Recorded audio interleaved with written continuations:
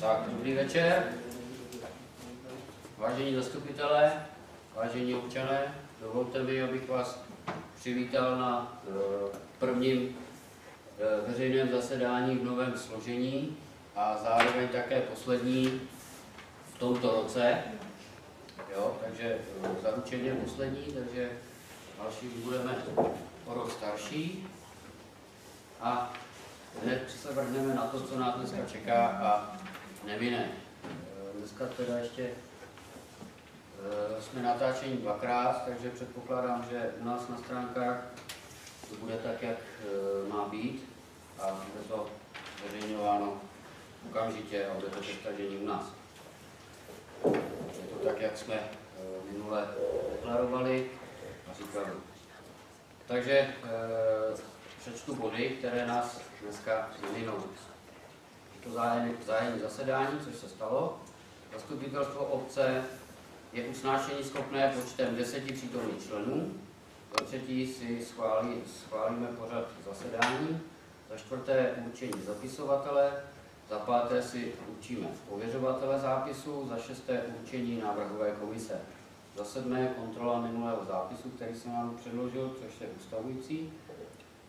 Za osmé je to rozpočtové opatření 12 2015, což vám dám na vědomí, a schválení rozpočtového opatření číslo 13 2014. Za deváté schválení rozpočtu na rok 2015.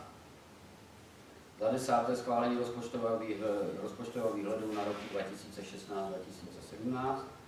Za 11. je to schválení obecné závazné vyhlášky číslo 2/2014 obce Šestavice o místním poplatku za provozování systému shromažďování, sběru, přepravy, třídění, využívání a odstraňování komunálních odpadů. Přijetí dotace číslo 298D 213 4012 od Ministerstva financí na akci rekonstrukce a dostavba základní školy Šestavice s tělocvičnou, třetí etapa, celkové výši 19 243 000, celkové náklady projektu 28 221 korun, spoluúčast obce 8 978 korun. Za 13.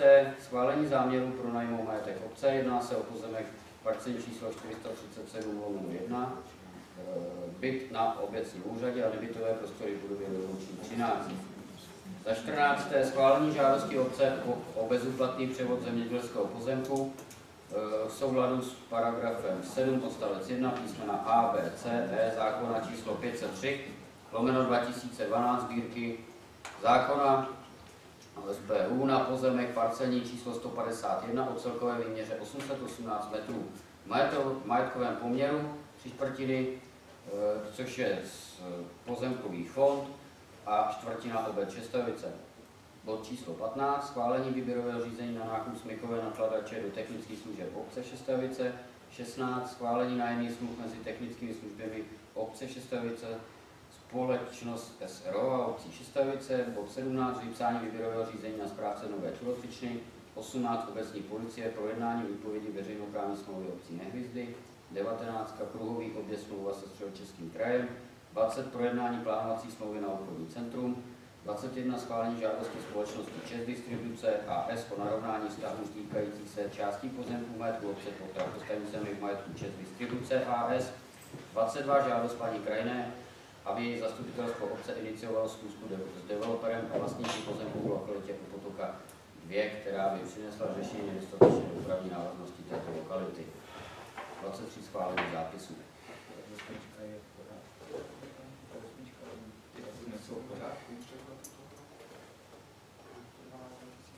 No jasně, 2015, samozřejmě, to je taková nemocnost, 2015. Jo, správně. S tím, že teď, když jsem vám rozdával zápis minulého zastupitelstva, usnášení schopné ustavujícího, tak jsem si vzpomněl, že paní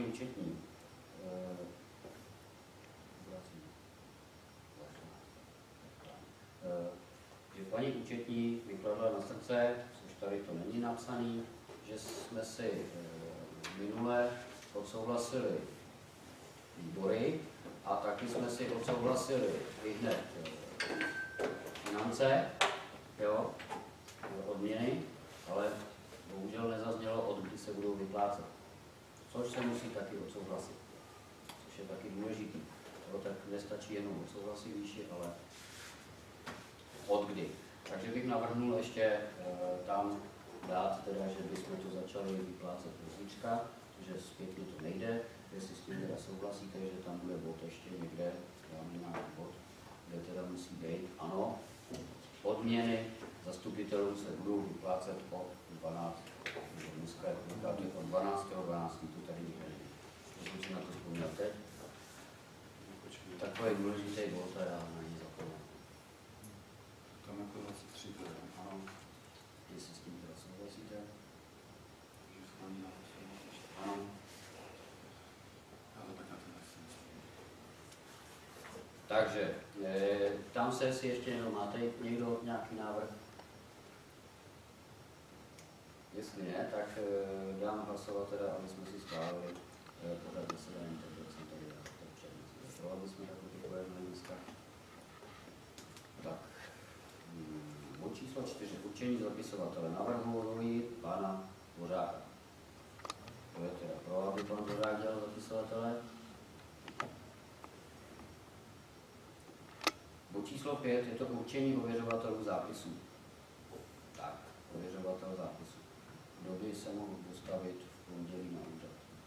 Takže pan Velek a pan Netušil. Kdo je pro, aby pan Velek a pan Netušil byli ověřovatelé?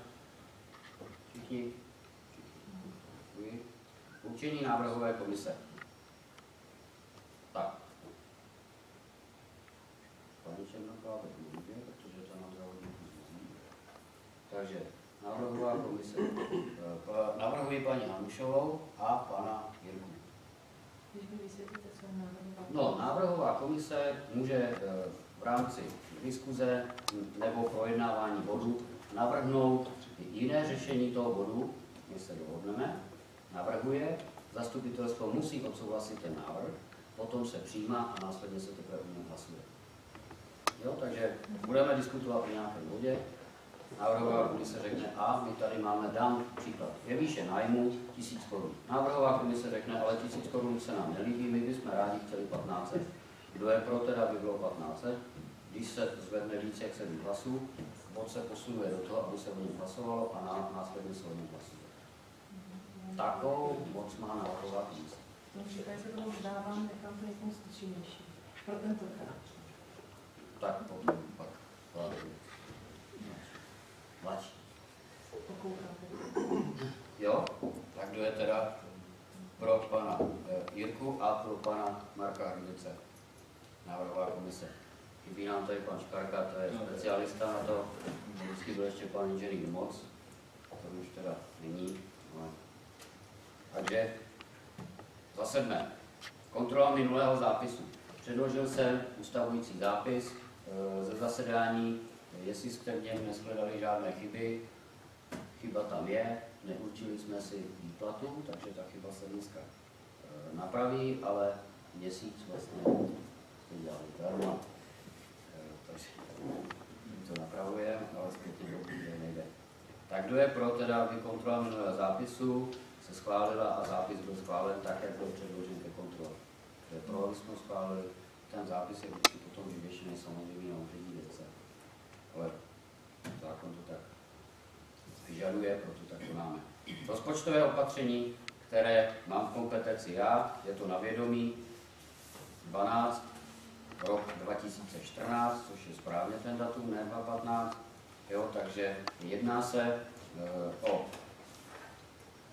schválený rozpočet, je to oprava, jedná se o položky, které tady teda jsou ve škole a rybník Panská a zavedení běžných účtů a změna stavu prostředků na pojištění, což je oprava údržba výtahu po zatopení základní školy, změna je 12 760, revitalizace rybníků Panská vlastní zdroje, změna 8 172, služby peněžních ústavů 1352 a změna stavu krajských prostředků na účtě 22 285. Jo? Takže je tam rozdíl 22 285, já jsem vám ještě takhle poslat. Jedná se opravdu o tyhle 4 položky, které jsou v tomto rozpočtovém opatření, které prostě vám dalo na vědomí. Je to vždycky přesun paragrafů v rámci výčetnictví. Takže to je rozpočtové opatření číslo 12 na vědomí a teď je rozpočtové opatření číslo 13. Vám takhle pošlu. A zároveň vám ho takhle přečtu. Což se hlavně týká přijatý transfer na rekonstrukci a dostavbu základní školy, což je ta dotace z Ministerstva financí, 19 243 000.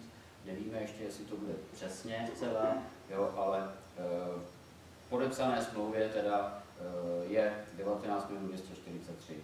Přijatý dár na hasiče od firmy Výstavba inženýrských sítí Kolín 20 000 a příjem ze smlouvy s obcí Silnice služby hasičů, což je hasiči tam mají smlouvu se svými silnicemi, což je roční smlouva na 30 000. Celkem je to 19 293 000. Jo, změna stavu prostředků na běžných účtech. Snížení zapojení v zůstatku 1.1.2014 11 096 664 000 a příjmy včetně financování zbytek je 8 196 336. A těch 8 milionů jsou na to tabulka, kde jsou plusy a mínusy. Neinvestiční transfery spolků granty minus 180, granty šipkaři je 6500 plus, granty Sokol 59 857, grant fotbalisti 50 000, hasiči 17 197, Advent Krkoše 18 000, do vybavení hřiště základní školy 18 a za školu krásnější Krkoše 10. Příspěvek na provoz základní školy, což je to, co kontrola i doporučovala a shledala, nábytek a inventář, školní jídelny, branky a sítě, na hřiště od září vyšší spotřeba vody, energie a dílových prostředků v souvislosti s rozšířením základní školy. Je to navýšení teda rozpočtu základní školy o 380 000, příspěvek svazu postižení civilizačními chorobami 10 000, příspěvek baráčníků mírně 5 000, mzdové náklady ostatní záležitosti kultury minus 14 554, nevyčerpalo se veřejná zeleň na kruhovém objezdu revoluční 400 000 plus, výdaje na opravu a údržbu komunikace minus 273 400, výstavba kruhového objezdu revoluční minus 200, dopravně bezpečnostní zařízení kruhového objezdu revoluční 73 400, vysoušecí a vyklízecí práce v souvislosti s vytopením základní školy 365 000, tato částka přijde od pojišťovny, zednické polářské v plné výši teda, zednické polářské, truhlářské, malířské, lakírnické práce, údržba výtahu po zatopení základní školy, platba DPH v režimu VDP, ty mě zničejí tyhle ty zkrátky, nevím, co to ani je. To byla zkrátka účetní, 664 487. To přenesená daňová povinnost, děkuji vám, což jde také z pojistky v plné výši, zatím jsme to jenom vydali, od pojišťovny máme odsouhlaseno už dopředu dávno, peníze jsou na cestě. Vybavení kuchyně základní školy po vytoupení chladící mrazící skříň 94 610, což jsou mrazáky i lednice, vybavení kuchyně základní školy po vytoupení škapka na brambory 45 103. To je také z pojistky. Nákup zásahový pod hasiči zdaru 15 086, oprava údržba vozidla a čerpadla hasiči 57 009 korun, školení nositelů dýchacích techniky zdaru hasiči 4 914, nákup nábytku po rekonstrukci obecního úřadu 60 000,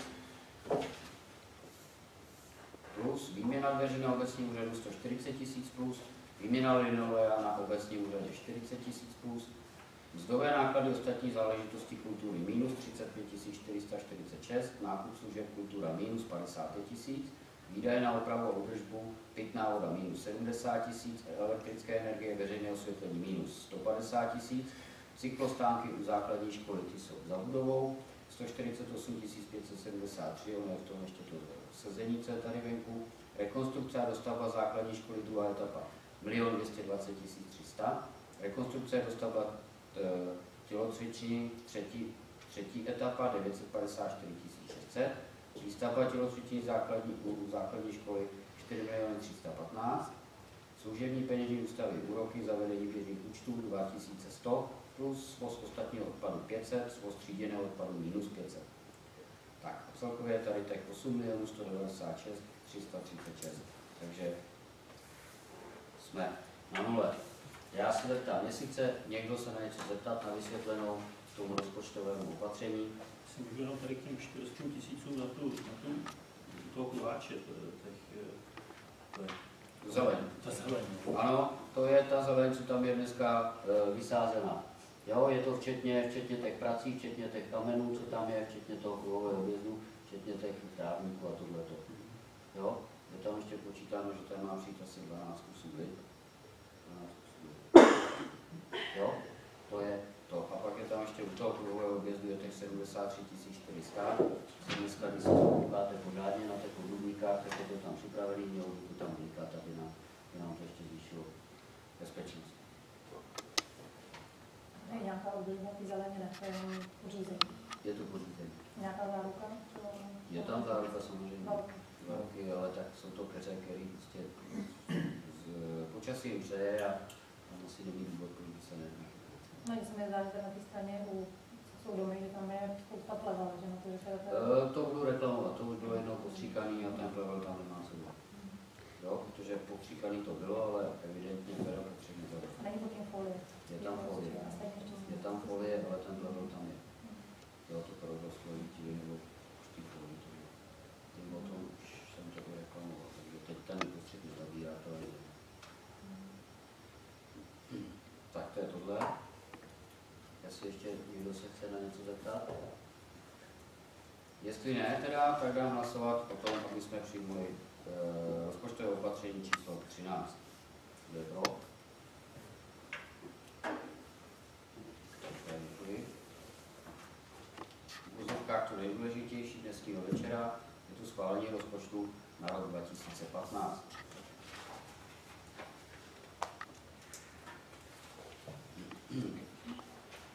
Takže nejdříve přečtu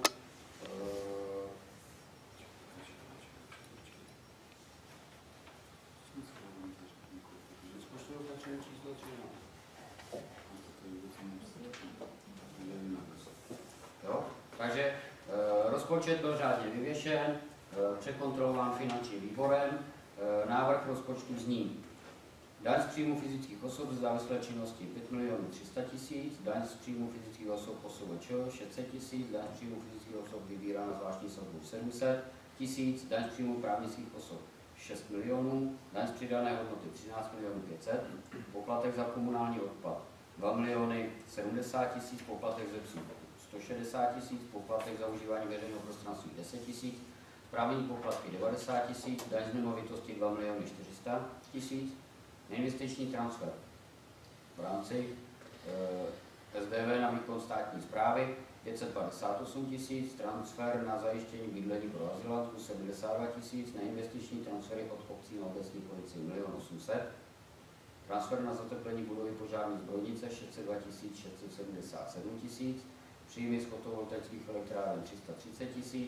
nájemné vodovod 195 000, nájemné kanalizace 195 000, dar od AV na školství 36 000, dar od AV na kulturu 36 000, pronájem majetku místní správy budovy 338 024 korun, věcná břemena 500 000, pronájem majetku místní správy pozemky 322 402 korun, příjmy z tříděného odpadu 265 000, pokuty, náklady a náklady správného řízení obecní policie 300 000, příjmy z poskytování služeb místní správa 180 000, příjmy z prodeje zboží místní správa 25 000 a úroky 30 000.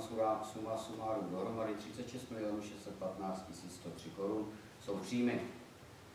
Na druhé straně jsou výdaje, což je zateplení budovy požární zbrojnice 700 000, místní komunikace včetně kruhového objezdu 4 500 000, dopravně bezpečnostní zařízení u základní školy, což jsou semafory 600 000, chodníky 1 000 000, dopravní obslužnost 1 600 000, vodovod 900 000, kanalizace 250 000, úroky z úvěru na čistírnu odpadních vod 34 300, do vybavení mateřské školy nová třída na tělocvičnou 500 000, transfer mateřské škole 1 000 000 korun, do vybavení základní školy, což jsou tady ještě kuchyňky a dílny a zhruba ještě něco do tříd, což je spojené vlastně s dalšími třídami, které se budou otvírat v září, je 500 000, transfer základní školy je 1 500 000, rekonstrukce a dostavba základní školy s tělocvičnou 5 307 000, knihovna 50 000, kultura 170 000, záležitosti kultury, církví a sdělovacích prostředků 50 000, sportovní zařízení majetku obce 250 000,